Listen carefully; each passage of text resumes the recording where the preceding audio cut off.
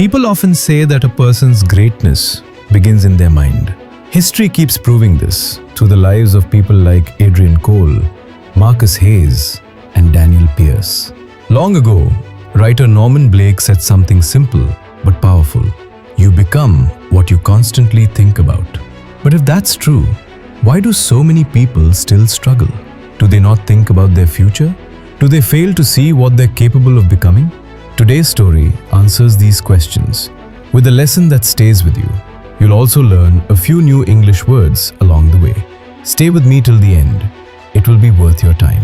There was once a crowded city station where a man named Raghav begged for loose change each day. His entire life depended on the kindness of passengers waiting for their trains. One afternoon, as he held out his hand to travelers, he noticed a sharply dressed businessman stepping onto the platform. His crisp suit, polished shoes, and confident walk made Raghav think, "This man must be doing really well. If I ask him, he'll surely help me." Filled with hope, Raghav approached him and stretched out his hand. But instead of offering money, the businessman looked at him calmly and asked, "Do you always take from others? Have you ever given anything to anyone?" Raghav froze. No one had ever asked him anything like that. Confused, he replied softly, "Sir, I'm just a beggar. I survive by asking. I have nothing to give anyone."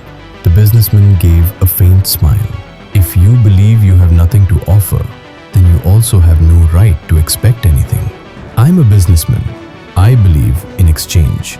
If you give me something, I can give you something in return.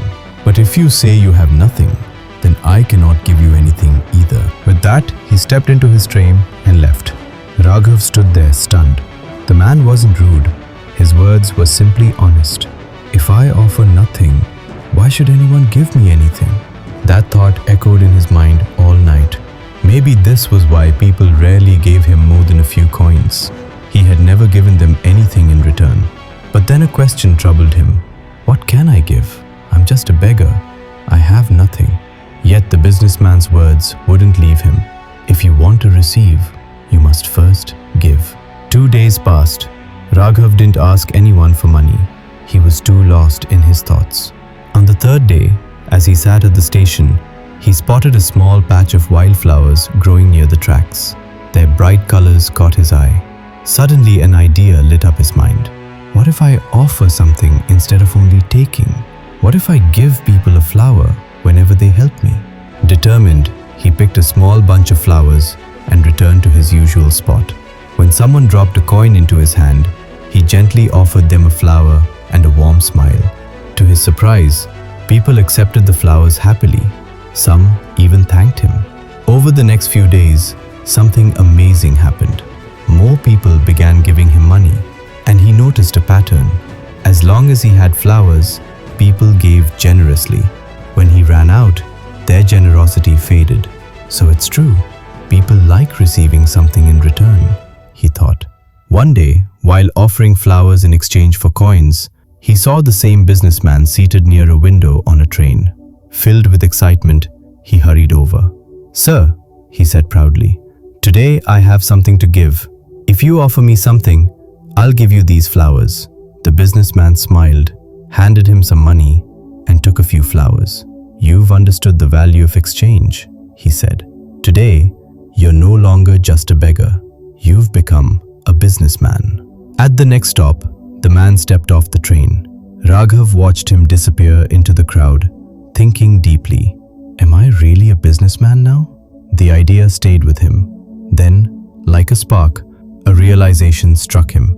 People aren't giving me money out of pity. They're paying for the flowers. This means I have a business. Excited, he made a bold decision.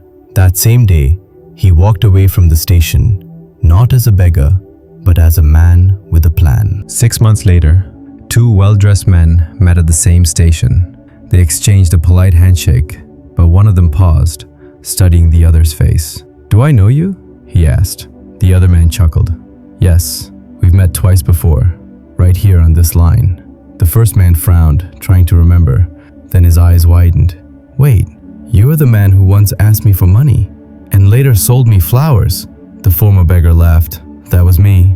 But life has changed. Today, I own a growing flower business, and I'm traveling to expand it. The businessman stared in disbelief. That's incredible. What changed? Raghav smiled warmly. You taught me something priceless. We receive only when we're willing to give. That day, I realized I was never a beggar. I was a trader, but I didn't see it. The two men shook hands again, this time as equals. Then they stepped onto their trains, heading toward new futures. Life becomes what we believe about ourselves. If you think you are small, you'll stay small. But if you recognize your strength, your potential, your ability, you can change everything. Change your thoughts, and your future changes with them. If you enjoyed this story, tap the like button, share it with someone who needs this reminder, and tell us in the comments what you learned. See you in the next story.